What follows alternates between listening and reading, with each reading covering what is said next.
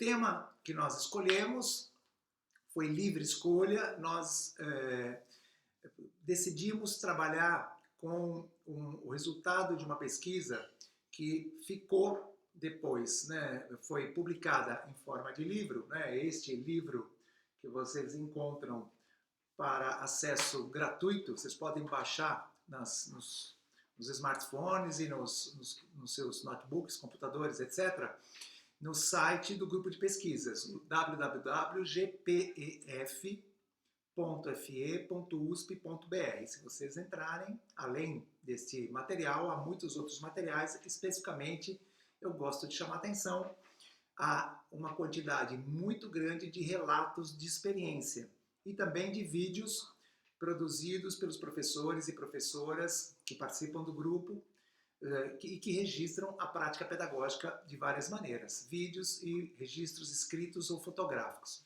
Então, o que nós vamos conversar hoje é uma síntese do resultado dessa pesquisa. Foi uma pesquisa realizada com apoio do CNPq e da FAPESP. A FAPESP é a nossa Fundação de Amparo à Pesquisa do Estado de São Paulo. Então, nós nos preocupamos em saber, depois que a perspectiva cultural da educação física tinha já vários anos de existência, nós nos preocupamos em saber como que esses professores desenvolviam a prática pedagógica culturalmente orientada. Então nós encontramos, né, selecionamos um grupo de professores que afirmavam desenvolver a proposta e analisamos os registros de prática que esses professores produziram. Ao analisar esses registros, a partir de uma possibilidade de pesquisa chamada análise cultural, ao analisar esse material, a gente percebeu que eles trabalhavam a partir de determinados campos de inspiração, e eu vou falar rapidamente sobre eles, que eles desenvolviam as suas práticas de uma determinada maneira, que eles também eram agenciados por certos princípios ético-políticos. E o mais importante, talvez a maior contribuição dessa pesquisa, é o que eles e elas denominam, concebem como conteúdo da educação física ou conhecimentos a serem trabalhados, conhecimentos efetivamente trabalhados nas aulas. Então, importante destacar, né? É um trabalho de pesquisa feito com professores e professoras que atuam da educação infantil ao ensino fundamental, ao ensino médio, seja na modalidade profissionalizante, regular ou educação de jovens e adultos. Então é um campo bastante amplo, né? Um referencial empírico bastante amplo. Pois bem, o que nós percebemos nesse trabalho, né? Ou seja, ao pegar todos esses materiais e submeter esses materiais à análise, o que nós percebemos?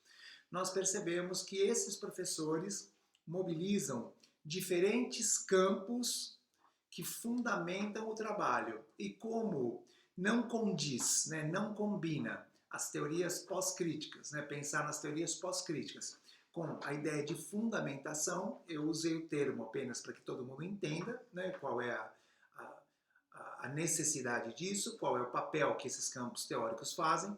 Na verdade, nós percebemos que esses professores e professoras, eles escapam das teorias tradicionais da educação, das teorias tradicionais do currículo, escapam das teorias críticas da educação, portanto, das teorias críticas do currículo, e eles vão buscar inspiração nas teorias pós-críticas do currículo. E o que são as teorias pós-críticas? São outras maneiras de analisar a sociedade. Então, a sociedade contemporânea, que nós concebemos a sociedade contemporânea, esse período que nós estamos vivendo como pós-modernidade, não há consenso sobre isso, nós nos alinhamos aos autores e autoras que entendem que vivemos a pós-modernidade. Então, na pós-modernidade, a característica desta sociedade que nós temos, ela é bastante distinta daquela característica ou das características da sociedade moderna, de uma sociedade marcada pelo capitalismo, marcada por uma certa forma de produção dos bens, marcada por uma certa forma de relação entre as pessoas, nós entendemos na pós-modernidade que vivemos um contexto neoliberal, vivemos um contexto globalizado, vivemos um contexto multicultural, vivemos um contexto democrático e um contexto profundamente desigual. Estas são algumas das características da pós-modernidade. Nós temos colocado em xeque, a partir das teorias pós-críticas, temos colocado em xeque algumas promessas da modernidade. Então, a modernidade prometeu progresso, a modernidade prometeu emancipação, a modernidade prometeu fazer tudo isso através da razão. E o que a realidade tem mostrado é que, embora nós tenhamos conhecimento científico suficiente para produzir bastante, e para produzir alimentação, por exemplo, para toda a população mundial, nós ainda não conseguimos dividir essa alimentação. Ou seja, infelizmente, nós vivemos numa sociedade em que poucas pessoas têm muito e muitas pessoas têm pouco. Ou seja, o que nós vivíamos lá na Idade Média, né, o que as sociedades viviam na Idade Média, agora é um pouco diferente, mas não tanto. Né? Porque se as relações lá se davam de uma certa maneira e agora são outras, evidentemente, a existência de pessoas que passam fome, isso perdura desde a Idade Média. Claro que agora essa fome é produzida de outra maneira e essa desigualdade é produzida de outra maneira. Então agora nós trabalhamos para pessoas que contratam a gente, pagam menos do que a gente merece, né? No sentido que a gente produz muito mais do que aquilo que a gente é remunerado. Essas pessoas acumulam esses recursos e essas pessoas, e nós, evidentemente, como trabalhadores e trabalhadoras, nunca alcançamos uma posição tranquila, estável, etc, etc, etc. Bom, mas essa explicação tem a ver com o capitalismo, sim. O que tem de novo no neoliberalismo é que agora os capitais são voláteis, é que agora as empresas não têm um dono, agora as empresas são organizadas, né, no formato de megacorporações que determinam as coisas como são, e a nossa relação com essas empresas se dá de forma cada vez mais terceirizada, né, como nós temos visto aí nas empresas de transporte de alimentação ou de transporte de pessoas, etc. Então, o fenômeno da terceirização, o fenômeno do aprofundamento da desigualdade social, o fenômeno do distanciamento das pessoas no que diz respeito ao acesso aos bens culturais, e esses fenômenos são fenômenos bem recentes. As teorias pós-críticas procuram explicar esses fenômenos. As teorias pós-críticas, o pós-modernismo, o pós-colonialismo, o pós-estruturalismo, os estudos culturais, o multiculturalismo crítico, os estudos de gênero, os estudos feministas, eles oferecem referenciais para explicar como a sociedade funciona. E foram esses referenciais que lá no começo da educação física cultural serviram de inspiração para que os professores e professoras desenvolvessem suas práticas pedagógicas. Ou seja, os professores estudavam esses referenciais e criavam práticas pedagógicas.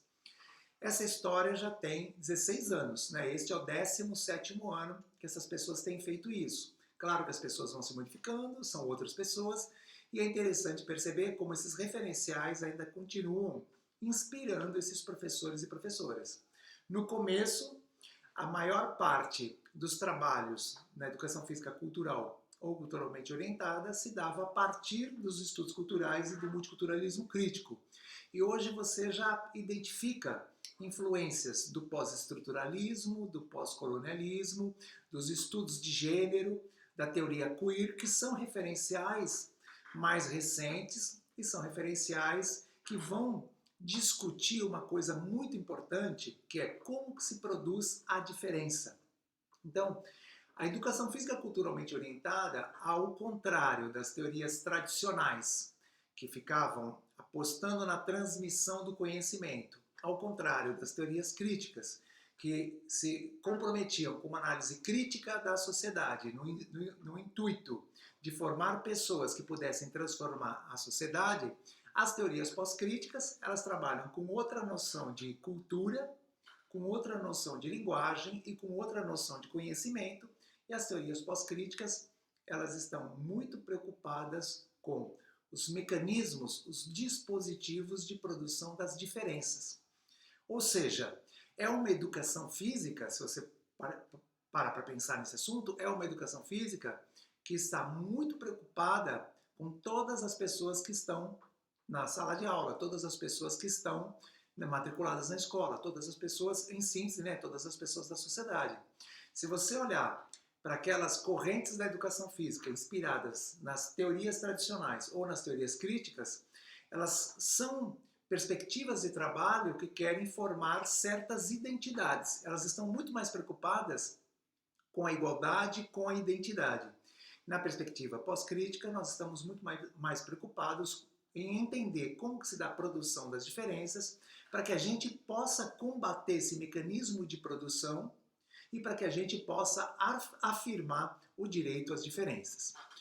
Uma outra parte importante, né, que esta pesquisa nos ajudou a entender é como esses professores e professoras organizavam as atividades que eles propunham para as crianças, jovens, adultos e idosos, porque na educação de jovens e adultos nós também temos pessoas idosas. Então, como é que eles organizavam isso? Como que eles definiam os temas que iriam abordar e como que eles organizavam as atividades didáticas, as situações didáticas, como que faziam os encaminhamentos pedagógicos.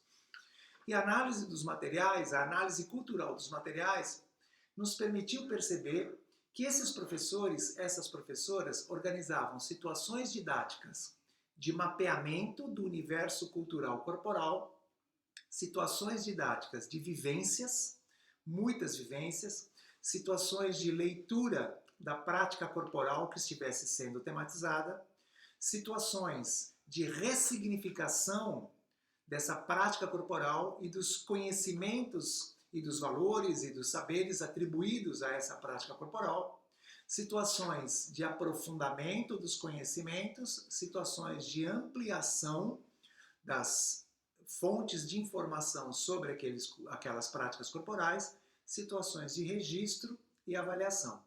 Retomando, então, esses professores e essas professoras desenvolvem em ordens variadas, em tempos variados, desenvolvem situações de mapeamento, vivência, leitura da prática corporal, ressignificação, aprofundamento, ampliação, registro e avaliação.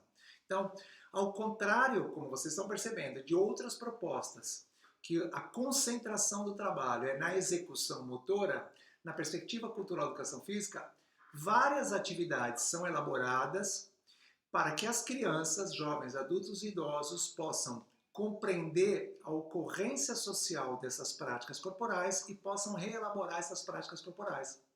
Então, a educação física culturalmente orientada, feita na escola, desenvolvida por professores e professoras nas escolas, ela não objetiva a melhoria do desenvolvimento motor, ela não objetiva a aprendizagem de conhecimentos de outras áreas, né? Ou seja, ela não tem uma perspectiva de beneficiar outras áreas do conhecimento, ela não persegue uma determinada, um determinado nível né, de condição física, de aptidão física, e ela não está preocupada com o ensino de certas modalidades esportivas. Então, se vocês pararem para pensar, é uma educação física que está inserida na área das linguagens. Então, já faz muito tempo que nos documentos oficiais a educação física aparece na área das linguagens. Agora mesmo, na Base Nacional Comum Curricular, a educação física está na área das linguagens.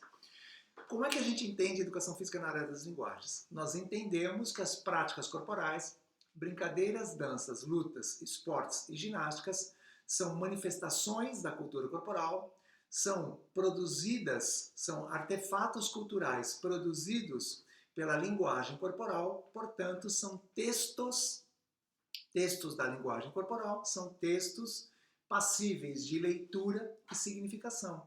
Então, quando você olha crianças brincando, essas crianças estão produzindo um texto e eu vou significar esse texto de uma certa maneira. As crianças que estão brincando, certamente, elas atribuem outros significados àquilo que elas estão fazendo. E o significado aqui, gente, não tem relação com aquele significado psicológico que a gente aprende tanto nos cursos de licenciatura. O que nós estamos falando aqui, significado é o sentido que nós estamos atribuindo àquelas práticas corporais. Então, para determinados grupos sociais, a capoeira ela tem certos significados. Para outros grupos culturais que não partilham desse repertório, talvez a capoeira signifique outra coisa. Se nós vivemos numa sociedade plural, se vivemos numa sociedade multicultural, nós precisamos conhecer os vários significados atribuídos às práticas corporais, principalmente os significados que são atribuídos pelos próprios representantes da prática corporal. Então, se o professor, se a professora estiverem tematizando o funk, aquilo que os setores mais conservadores da sociedade dizem sobre o funk pode até aparecer nas aulas, e deve aparecer nas aulas. Mas aquilo que as pessoas que dançam funk e as pessoas que gostam de funk e a garotada, né, que grava, ouve, faz, etc., fala e pensa e atribui significado ao funk também precisa aparecer. Tão importante é uma visão quanto outra visão. Se nós estamos trabalhando para ter uma sociedade menos desigual, é importante que o professor, que a professora reconheçam como é que se dá esse processo de produção dos significados do funk, de produção dos significados do balé, de produção dos significados do slackline, do skate e tantas outras práticas corporais.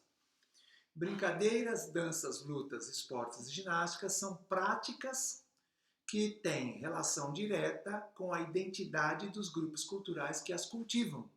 Então, é óbvio que se eu cresço numa família, que eu cultivo certas brincadeiras domésticas, que o pessoal do meu bairro aprecia certas danças, etc., etc., eu vou estabelecendo com esse patrimônio uma relação que a escola precisa reconhecer, que a escola precisa valorizar e que a escola precisa problematizar cada vez que outras pessoas se referem àquele patrimônio que me constitui como sujeito de forma pejorativa ou negligenciam esse patrimônio e exaltam outro patrimônio. Bom, identificados os campos teóricos, identificadas as situações didáticas, algo chamou a atenção também nesse processo de pesquisa, que justamente o que levava o professor, o que levava a professora a conduzir as aulas daquela maneira, a selecionar os temas de uma certa maneira e a valorizar a participação das crianças, o envolvimento das crianças e os conhecimentos das crianças de uma certa maneira.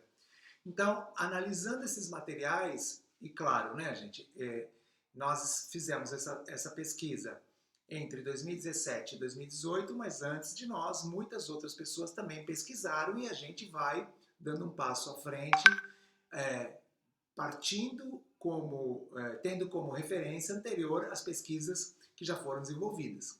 Então, em 2016, uma pesquisa de mestrado foi realizada pelo professor Pedro Boneto e ele identificou que estas questões que mobilizavam os professores eram, na verdade, princípios ético-políticos. A ideia de princípios já estava presente na literatura da educação física cultural, mas foi essa pesquisa, concluída em 2016, que identificou nesses princípios algo que mobilizava, que movia, que agenciava os professores e professoras. Este nosso trabalho opera com essa ideia. Ele reconhece essa contribuição importante de 2016 e ele vem trazendo outras questões, outras contribuições. Então, o que nós identificamos? Nós identificamos que os professores e professoras selecionam os temas porque eles, na verdade, eles valorizam, eles reconhecem a cultura corporal da comunidade. Essa valorização e esse reconhecimento da cultura corporal da comunidade aparece também durante as aulas. Quando, toda vez que a criança tem uma coisa a dizer sobre aquela manifestação, o professor cria condições para que ela expresse, valoriza aquilo que ela fala. O professor favorece essa enunciação desse saber, que depois esse assunto vai ser aprofundado numa pesquisa mais adiante, agora em 2020, que estudou como que os professores operam para a valorização desses saberes que vêm das crianças. Este reconhecimento da cultura corporal da comunidade também está presente ao longo do trabalho, não é somente na definição do tema. Um outro princípio ético-político que agencia os professores é que eles, nas suas pesquisas, nos seus trabalhos, eles mostraram uma preocupação em articulação com o projeto político-pedagógico da escola. E as escolas se organizam de formas diferentes, algumas escolas seguem documentos curriculares, né, do poder público, ao qual essa escola está vinculada, né, rede estadual, rede municipal, mas as escolas também têm projetos de ano, as escolas também têm um projeto que é um projeto daquela escola, um tema central daquele ano, por exemplo, daquele ano civil, né, 2018, 2017, 2016. Então, esses professores fazem dessa forma. Eles reconhecem a cultura corporal da comunidade e eles buscam uma articulação com o projeto político-pedagógico da escola. Definem um tema. No desenvolvimento desse tema, esses professores também são agenciados pela justiça curricular, ou seja, há uma preocupação desses professores com definição de temas e com conduções do trabalho que deem valorização, que atribuam importância a saberes variados a depender do grupo.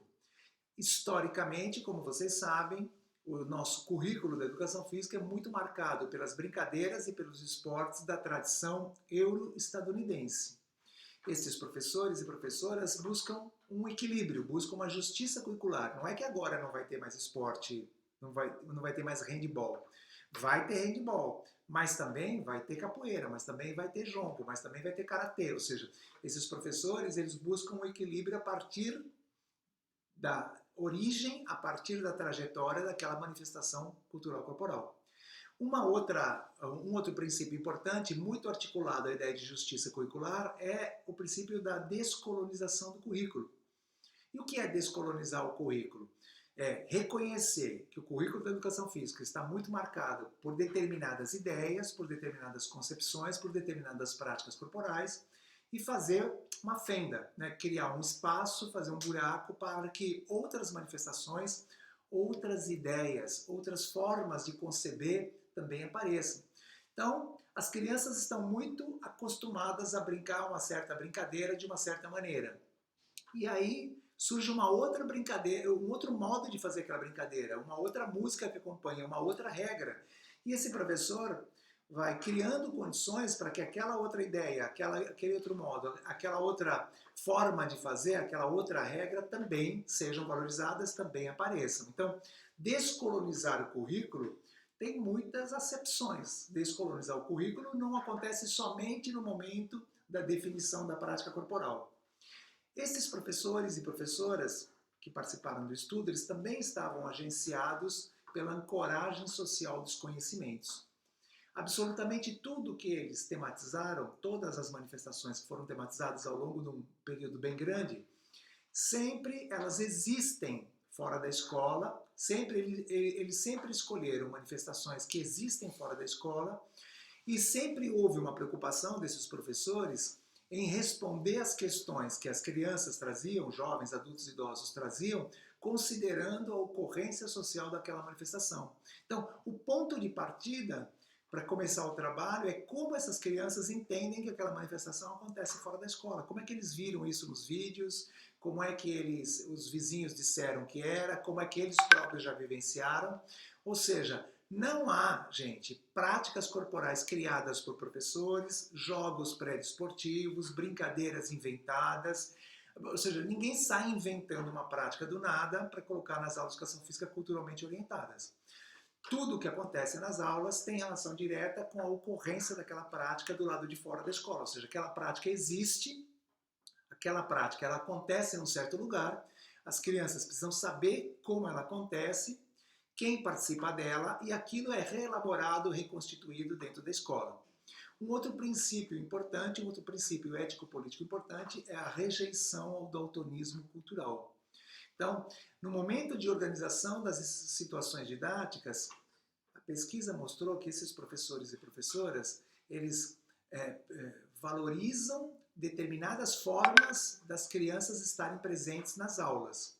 Então, as crianças podem participar das aulas de várias maneiras. não exclusivamente correndo, suando, brincando, dançando, lutando, fazendo esporte, fazendo ginástica.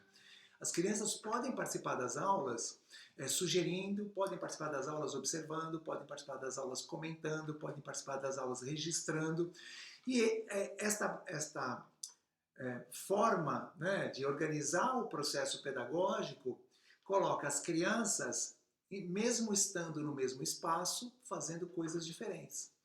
Por que o professor faz isso? Por que a professora faz isso? Né? Por que ambos fazem isso? Porque eles não perseguem as mesmas aprendizagens.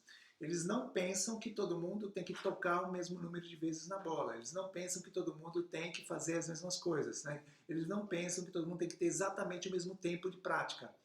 A maneira de condução do processo pedagógico reconhece que as pessoas são diferentes, reconhece que as pessoas se engajam nas situações didáticas de forma diferente, reconhece que os efeitos desse processo também são diferentes. Então vamos retomar. Reconhecimento da cultura corporal da comunidade, articulação com o projeto político-pedagógico, justiça curricular, descolonização do currículo, favorecer a enunciação dos saberes discentes, ancoragem social dos conhecimentos e rejeição ao daltonismo cultural. Ou seja, as pessoas são diferentes e nós precisamos criar situações didáticas que compreendam essa característica humana. Ainda bem que ela existe, ainda bem que nós somos diferentes. Bom, mas absolutamente tudo isso que eu disse para vocês já apareceu em outras pesquisas. Caramba, né? Então, afinal de contas, para que serve a universidade se ela ficar repetindo pesquisa? Né? Para que serve o ensino superior? Para que serve o apoio à pesquisa, etc. Ah, mas qual foi o passo que essa pesquisa deu, que até então as pesquisas anteriores não tinham feito, e que essa pesquisa pode contribuir com isso? O último capítulo deste livro, né, a última parte da pesquisa, ele se dedica a relatar para vocês, né, para a população que puder acessar esse material, relatar para vocês o que é conhecimento nas aulas de educação física culturalmente orientadas, né? Ou seja, o que é o conteúdo. E ele parte da reflexão de um autor bem conhecido no campo da educação, que é o Gimeno Sacristán, que vai entender que todo conteúdo, que o conteúdo escolar, o conteúdo é uma construção social. Se você conhece um pouco a história da educação física, você sabe muito bem, né, que o que mais recentemente a gente chamou de conteúdo da educação física, ele nem sempre foi conteúdo da educação física, e lá atrás nós tivemos outros conhecimentos que foram trabalhados como conteúdo nas aulas de educação física, né? Ou seja, houve uma mudança de conteúdos. Isso acontece em língua portuguesa, isso acontece em matemática, em geografia, história, ciências, etc. Se não acontecesse isso, não existiriam críticas aos documentos curriculares, né? Existem críticas também porque os documentos curriculares perseguem certas aprendizagens que divergem né, de outros documentos curriculares e de outras ideias. Bom, isso é um paralelo. O que é importante aqui é, afinal de contas, o que é conhecimento na perspectiva cultural da educação física? A pesquisa mostrou que conhecimento é tudo aquilo que acontece na aula.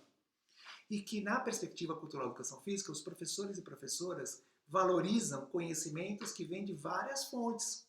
Sim, valorizam conhecimento científico. O conhecimento científico é uma forma de explicar as coisas. Mas o professor e a professora culturalmente orientados, eles valorizam também aqueles conhecimentos que são produzidos pelas pessoas que se envolvem diretamente com as práticas corporais.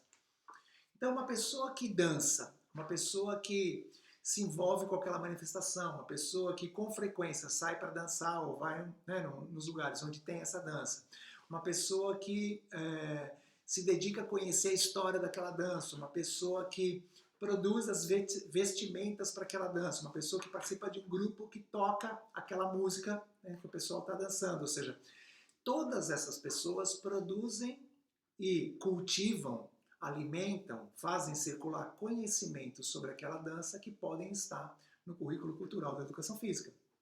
Que se for feita uma prática que foi bem trabalhada, né, por um pesquisador chamado Marcos Ribeiro das Neves, né, em 2018, ele conclui um trabalho muito importante, né, feito em 3 escolas de ensino fundamental aqui na Prefeitura de São Paulo, e ele vai mostrando como esse exercício do professor e da professora buscarem compreender o que as pessoas envolvidas com as práticas corporais pensam sobre aquelas práticas, como elas concebem aquelas práticas e os conhecimentos que elas possuem sobre aquelas práticas, esse exercício, que na perspectiva cultural se chama etnografia da prática corporal, esse exercício ele alimenta as aulas de educação física culturalmente orientadas. Né? Então, o professor e a professora, se ele for tematizar judô, se ele for tematizar skate, se ele for tematizar bolinha de gude, esse professor, essa professora precisam querer saber mais sobre essas práticas corporais, até para que eles possam melhor organizar os processos pedagógicos. O que não significa torná-los habilidosos, o que não significa torná-los experts nessas práticas corporais. Agora, se eu estou tematizando xadrez, se eu estou tematizando videogame, se eu estou tematizando patinete, e eu não tive experiência com essas práticas, eu pouco conheço dessas práticas, eu tenho que fazer um estudo sobre essas práticas. E esse estudo, segundo o Marcos Ribeiro das Neves mostrou, esse estudo fica cada vez melhor quanto mais esse professor e essa professora se aproximam dos participantes daquela prática corporal. Procuram levantar a maneira como esses participantes daquela prática corporal significam aquilo que estão fazendo. Esses materiais, gente, ou seja, o resultado de uma etnografia da prática corporal é um material fundamental para o professor e para a professora desenvolverem aquela experiência pedagógica.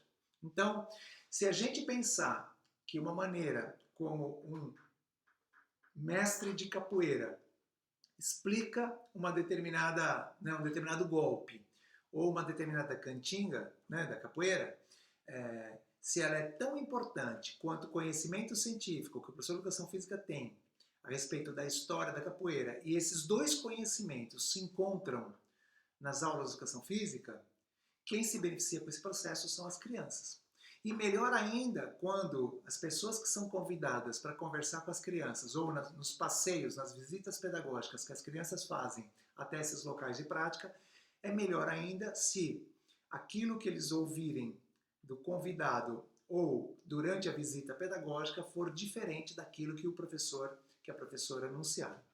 Porque estas duas histórias, estes dois conhecimentos diferentes sobre a perspectiva, sobre a prática corporal, eles oferecem uma experiência importante para que as crianças entendam que o lugar que a pessoa ocupa é fundamental na produção daquele conhecimento. Então é claro que a gente espera que o professor e a professora de educação física façam uma intervenção a partir do conhecimento científico, né, para isso que nós estamos na universidade, mas se eles estão tematizando práticas corporais, é muito importante que as crianças percebam que, para além daquele conhecimento científico, existem vários outros conhecimentos sobre as práticas corporais. Então, na perspectiva cultural da educação física, o conhecimento é resultado desse encontro de saberes discentes, de saberes diferentes, de saberes docentes, de saberes da comunidade. Então, esse encontro que vem das crianças, que vem dos participantes, que vem do professor, que vem da comunidade. Pois bem, é óbvio que isso pressiona a noção de cultura corporal. Então, veja bem, na perspectiva cultural da educação física, o objeto é a cultura corporal. Nós trabalhamos com cultura corporal. Mas a noção de cultura corporal que nós estamos usando é toda a produção discursiva, verbal ou não verbal sobre as práticas corporais. Então, uma regra, um jeito de bater figurinha, né? Uma regra de futebol, um jeito de bater figurinha, um grito de guerra, uma forma de entender aquela manifestação, tudo isso faz parte da cultura corporal. Tudo isso é produção de significados, tudo isso é forma de significação. Tudo isso é resultado de disputas, resultado de relações de poder. Então, a perspectiva cultural da educação física reconhece que existem várias maneiras de compreender as práticas corporais e é importante saber quais são os significados atribuídos pelas pessoas que participam dessas práticas corporais. A perspectiva cultural da educação física, ela valoriza, ela coloca no centro do processo a cultura, mais especificamente a cultura corporal. Ela não coloca, como fazem as teorias tradicionais, né, a transmissão no centro do processo e nem coloca, como fazem as teorias críticas da educação física, né, o conhecimento científico no centro do processo. Na perspectiva pós-crítica da educação física, o que está no centro do processo é a cultura mais ampla. E claro, uma preocupação, como vocês viram, né, pelo que nós expusemos, uma preocupação com o reconhecimento e valorização dos saberes de todos os grupos, um currículo descolonizado, portanto, um currículo a favor das diferenças, um currículo que não quer apagar as diferenças, um currículo que quer problematizar a maneira como as diferenças são produzidas, para que a gente possa produzir uma sociedade menos desigual. Fico por aqui.